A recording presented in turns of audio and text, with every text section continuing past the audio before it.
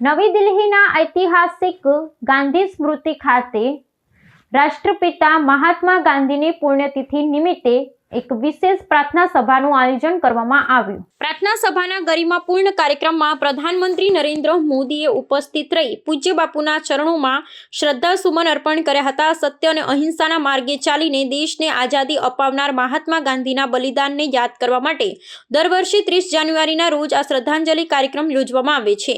આ પ્રસંગે દેશના ઉપરાષ્ટ્રપતિ CP રાધાકૃષ્ણન પણ પ્રધાનમંત્રી સાથે જોડાયા હતા અને બાપુના આદર્શોને યાદ કર્યા હતા। પ્રાર્થના સભામાં સર્વધર્મ પ્રાર્થનાનું આયોજન કરવામાં આવ્યું હતું, જેમાં વિવિધ ધર્મોના પવિત્ર ગ્રંથોનું પઠન અને ભજનો પ્રસ્તુત કરવામાં આવ્યા હતા।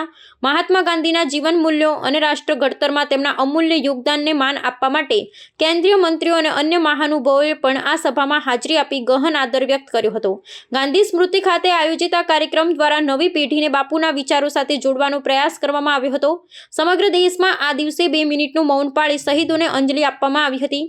વડાપ્રધાન નરેન્દ્ર મોદીએ આ અવસરે બાપુના સ્વચ્છતા, સ્વાવલંબન અને સમરસતાના મંત્રને જીવનમાં ઉતારવા પર ભાર મૂક્યો હતો।